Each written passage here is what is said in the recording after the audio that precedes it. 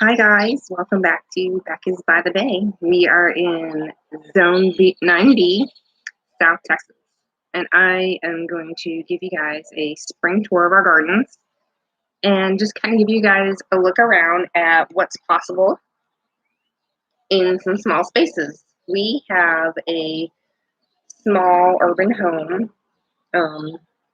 way down in the deep south of Corpus Christi, 8,000 square feet. That includes our 1,000 square foot home, our a double garage, and our front and backyard. So they originally had a very small garden. There are some large live oak trees, but that did not stop me from starting a garden and wanting a food forest where I am and where I'm at. And I'm going to show you guys some of the possibilities that we have going on here and the successes, and share a little bit of some of the failures that we had. I hope you enjoy this tour. I'm going to show you in the next video what we're doing with some of our harvests this year, with some recipes. So stick along and come along and see what we got. We planted, now we're in South Texas, so we are only able to grow short day onions. I encourage everyone that you can start a garden no matter where you're at, no matter what your budget is. Start small, learn as you go, and just enjoy it along the way. These took us, I think we planted these in October, so they were all planted in the same bed, and they were all catchment irrigation drip system, and they all got the same nutrients, but some made much bigger onions than others. And we came to the conclusion that because of the filtered sunlight, and they all did really, really good in the beginning because all the leaves were falling off of the live oak tree. So everything was getting the same amount of sun. But as the leaves started to grow, there were some onions getting more sunlight than others. And so due to that, as we came down the row and we picked them, we had big onions, we had more big onions, we had medium onions, and then we had some small ones. And they're so cute.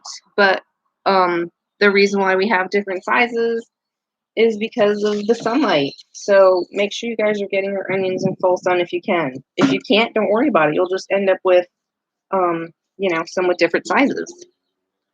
So we harvested that. In our front yard, we have some lemon balm down there. So that's a beautiful, easy for different balms that we use on our skincare. We've got some rain catchment here. And then since we have this live oak tree up here, we get some filtered sunlight down here.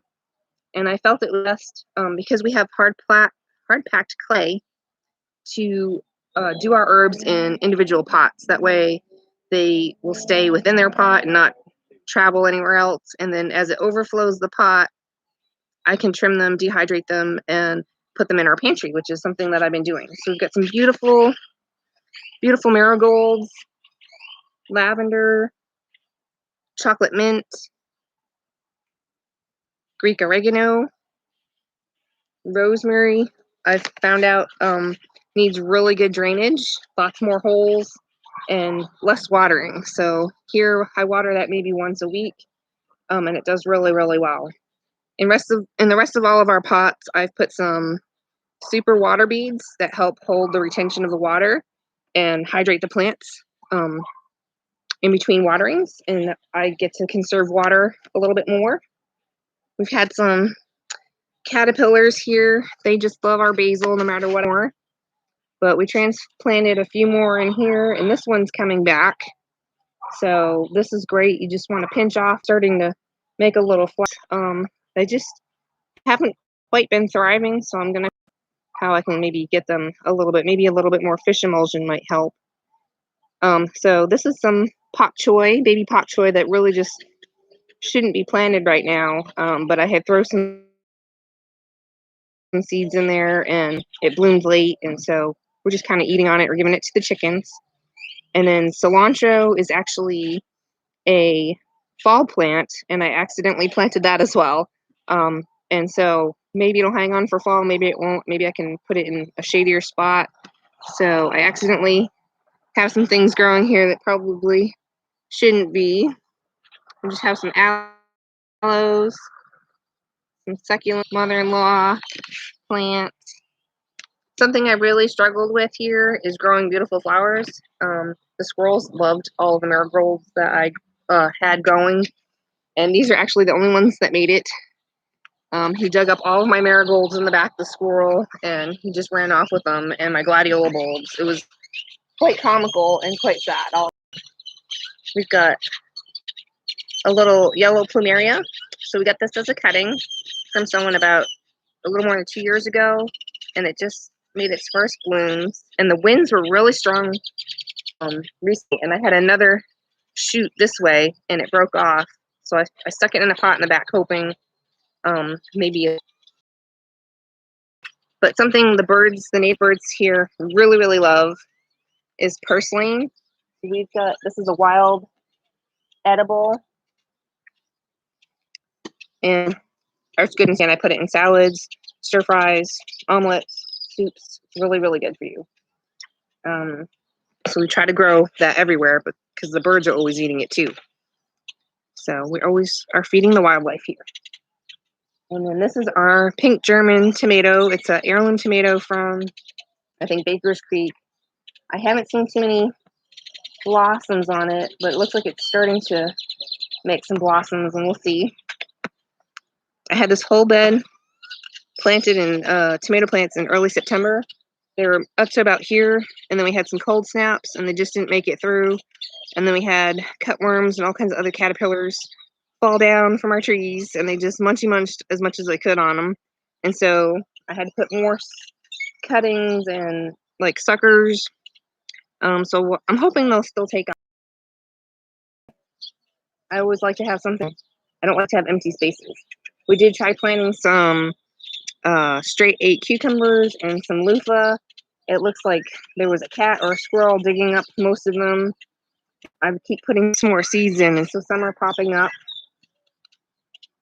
We've got our cactus patch, some dill, Christmas cactus. These have been really good. I've had these since September. They're the M.I. Gardner Moneymaker Heirloom tomatoes, and they make a beautiful tomato about a little bit bigger. We repotted it in a bigger pot, and it's doing really good. Here's our Little Meyer lemon tree. It's got lots of lemons on it. We had a real good harvest off of it this year, so we harvested again in the fall.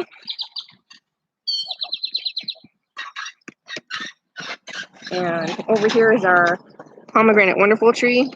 It's putting more pomegranates on. Be ready probably to harvest. They'll be nice and big in September.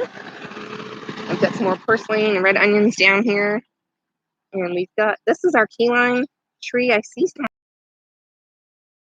Hopefully you can see them. I'm going to point to them. So we've got some around the bottom.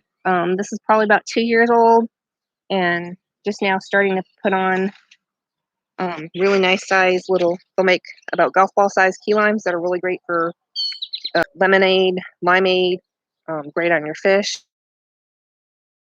your chicken, things like that. And this is super exciting. This is actually our, look at that little one. So he will be a medium-sized, smooth skin avocado, and he's got a buddy. Look at him.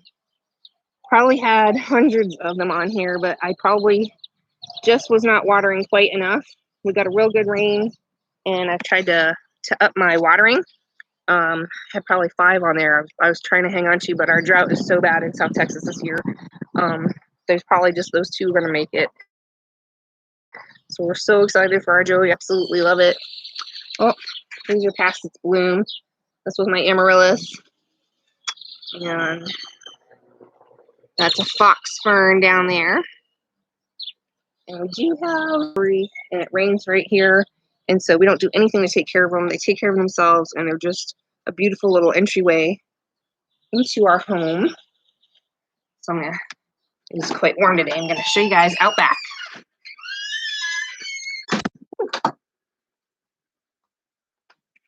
We go through our small home. Try to do some pantry ready and things like that. Another day. You've got some. Hey, sweetie. We've got some rain catchment here. We've got rain catchment here. Those are all connected to the front one as well. And so hubby has designed low pressure drip catchment, rain catchment for our plantings. And so we've got the chore. We've got this garden bed with Swiss chard. Rainbow Swiss chard will grow here pretty much year round. So it's a great green to have year round in partial shade. And it does really, really well. The we had recently was we had some beetles come in and just eat a bunch of it. So we give it to the chickens and we eat on it. But it was looking really good until about a couple of days ago. But it'll come back. I'm gonna show you guys what we have in the cage. This is probably my most favorite tree. Really, really blessed to have gotten it. It's called Little Miss Figgy. She is on a dwarf stalk, so she's a grafted fruit. So a little bit hardier stock for this area, and so also because it's grafted to it, it will keep this tree short and manageable. And look at those! We got some figs, biggie figs, Little Miss Figgies. So what we did is we have a cattle panel and some garden fencing caged around it to keep the birds out. And then we did 3 cinder blocks around, 2 high, and then we put toppers on. It was in a big whiskey barrel pot, but it outgrew it, and so it was busting through. The roots were busting through, and it was just not getting what it needed. So something that we noticed naturally here is we're trying to work with nature here. So as it rains, we have water that flows down through the yard, and this is where it kind of exits down this way, down out through the driveway. So any rain that comes in through here catches, and then it pools up, and then it gets stuck up by the little cracks under the cinder block, and so the fruit tree gets watered that way. We have some super water beads also in here in the corners, 4 corners. When we repotted it, we put the water beads in there to help with retention. And we also water it every day. We've got a pipe here with some drip catchment down around the bottom so we can fill it up that way. And it's doing really, really good. So I repotted this. Wasn't sure if it was going to come back, but it did. It's our Moringa tree. So this is also an edible. This is great for tea. This is great just to eat in salad. It's high in magnesium, calcium, and potassium, so it's really good for a lot of things and a lot of functions of your body. Keeps you nice and healthy. And you can trim it back as much as you need to. You can cut these off, dehydrate them. You can cook with them. You can throw them in your smoothie, throw them in an omelet, something like that. They're really good. And it's a beautiful tree. You can always keep cutting it back and it keeps coming back. So it's a really hardy tree that grows here. We did put it in a bigger pot just to maintain and the size of it, because it can get quite large. It can get really, really big, and it's a little bit easier for me to manage if I keep it in a big pot. So that's what we did, was repotted that one. Here is our little sitting area. And as you go up, we've got about, oh my gosh, these are our ice cream banana trees. They're probably about, I mean, I'm 5'8". These are like 30 feet tall. They're really, really big. So a really big tip for growing ice cream bananas is they need a lot of nutrients. We were able to grab tons of organic rabbit poop from a friend and put it all in here, and they just took off. They did great. So we harvested 240 pounds of ice cream bananas off of a total of 8 trees that made a Audrey 2 bloom, as I call them, and they were amazing. So they're great. Ice cream banana has a hint of vanilla flavor with a berry taste, so it's a really creamy banana. It's awesome. So it's great for fresh eating, great for desserts, great for freezing and making ice cream with in your blender or food processor. Really good for smoothies. It's so humid out. They are one of our favorite trees here, and something that that used to be here was palm trees. We took them out because it was super hot here, and it was not useful of the small space we have here in Australia. And what growing these has done is created a tropical microclimate where when we sit under here in the afternoon, we have shade, and it's probably like 15 degrees cooler than anywhere else in the yard, maybe up to 20. We haven't quite measured it, but it is definitely, you don't need a fan. It's just, it's beautiful. We just really enjoy them, and they're really easy to take care of. So over here, we've got our fruit cage, and we've got more molasses tubs that we got from somebody. We do try to upcycle as much as we can. That keeps costs down. It's always great to get free buckets that are great for gardening. They will last for years and years. These are meant to be outside. We drilled some holes along the bottom, about 3 inches up. We fill compost and good soil and compost from our chickens. And this is the first year, y'all. I'm so excited. I tried for 4 years to grow peppers. Look at that. So I've never really a decent pepper. I believe these are supposed to be the coral bell pepper. So it's supposed to be, I think, an orange one. We've got some poblanos, Hungarian wax banana peppers, and what else do we have? We've got mucho nacho. This is doing really, really well. We just got some. The bird brought a volunteer chili pekin pepper plant, and it was in the front, and I transplanted it over here. So we got chili pekin. I've just put some more tomato plants in here. This is a yellow zucchini and more tomato plants. It's really fun. More tomatoes. We put shade cloth along here. The way our sun comes in this way. We're trying to keep the soil temperature cooler so that these keep blossoming a little bit longer for our tomatoes. And the peppers get kind of partial sun, partial shade here, and they do really, really well. So here's our rain catchment dripping. We lost several tomato plants to a cutworm. They kept coming in, we kept finding a bunch of them, and so I've put some more transplants in here and cuttings from, I think, the Black Crim, or also the Better Boy tomatoes. This is a hybrid tomato here. They only get about, I think, 4 to 5 feet tall. Plan for them tomato in a larger form. Your Husky Red is where it's at. And it's a great, great tomato plant. So we've got a bunch in here. Got a bunch in here. And so pretty. Take a picture with my tomato. I love it. So, got more tomatoes in a grow pot. Probably Moneymaker or Better Boy. We got another one over here. This is all I use for a greenhouse. It's just a little tiny one I picked up for probably $12 at Aldi's. I start stuff in here. Kind of messy, but it works. So, and then we've got this here. I'm going to put this here so nobody gets it. And I don't have a lot of flowers, y'all, but it is beautiful. Look at the gladiola. It's so pretty. Beautiful.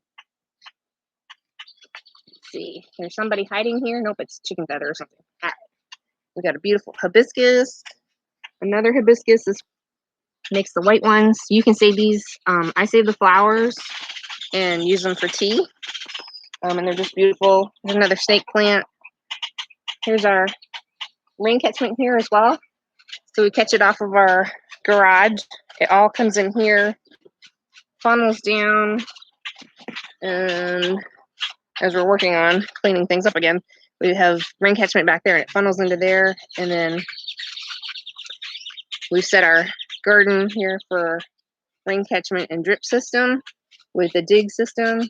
And so we've got cucumbers. I think these will be done before these are up. These are an heirloom hubby planted. I can't quite remember the name of them. We've got some butternut Squash here, Waltham Butternut Squash. We have issues. We took a IBC tote and cut, and then was like a tunnel with the deer netting to keep the birds out to give them a chance for the plants to grow. We're gonna have more okra. We've got pepper plants all along here. I think I know we've got more lady throwing this season. We grow the Clemson spineless, but we're doing the lady finger okra from Baker's. I forget what else he planted over here. But we got some green and red Malabar spinach over here. Again, we're trying to keep the birds out. And it's really, really pretty. So what else do we have? We pulled all our rainbow carrots and lots of blossoms. We've been picking pretty good. I'm just happy to have cucumbers. It's been hard for me to grow them here. For whatever reason, the soil probably wasn't amended well enough when I first moved in. And we have been doing non-stop amending with azomite, poop, what else? Hippie compost, but that doesn't really have any nutrients up. The biggest thing we've been adding is composted oak leaves, lots and lots of leaves. We do that as a deep bedding. It really helps keep things from getting issues with blight. And then the rainwater is more acidic, things that you want to do to probably help with the pH of the nutrients that it needed. So beads. So when it rains, they'll kind of. And these are the Better Boy tomatoes. So these are going to be indeterminate. They're going to get super tall. And we took an old barrel and then we put our rainwater in here. And then it's warm. Oh, it's warm. And I hope you guys enjoyed the video. Ooh, it is warm. I just really want pots really cheap. We found some farmer friends through Garden. It's a passion that I've just always wanted to do live. So it's really cool just to talk to your old generation on what they did for gardening. Seriously, all they did was in Woonsocket, Rhode Island, and so he did foodscaping and he cultivated blueberries and he had blueberries all along the side. His whole yard was pretty much out of corn and green beans, and we snap peas. Just always wanted to do. I wish we had a bigger property, but that does not stop me from gardening in the small spaces that we have. And just observed, where does the sun rise? Where does the sun travel throughout the day? Where is there shade when the sun is not, over here? Different times of the year, the sun is in a different position. We kind of know where things work. We need to trim the trees a little bit more again this year. But yeah, we've got all of our fruit trees in the front where we get the morning sun, a bit of a break. And then once it gets high up above over our house, we have the sun hitting them again. And then we have different parts of the sun hitting the backyard at different times as well. And we've really, really focused on making it work for us. And that's in the process. Doing it in small steps. I would not suggest anybody go out and just buy a whole bunch of fruit trees and stuff if you don't know what your soil is like, if you don't know where the sun is and where it would best do. I've lost some things. I've lost blueberries, I've lost blackberries, I've lost raspberries, I've lost tons of things that we've planted. And I was trying to learn in the process. And I felt like I was doing a good job, but I just didn't have the soil amended well enough. I need them the soil around at other people's yards. What are you doing to meet the needs of your trees? Because you don't want to lose your trees because you're not able to water them. So we've looked into and we knew it would be important to do rain catchment. Rain catchment is huge, and we still don't have as much rain catchment as we need to water everything that we have here. So we have 1,600 bugs somehow.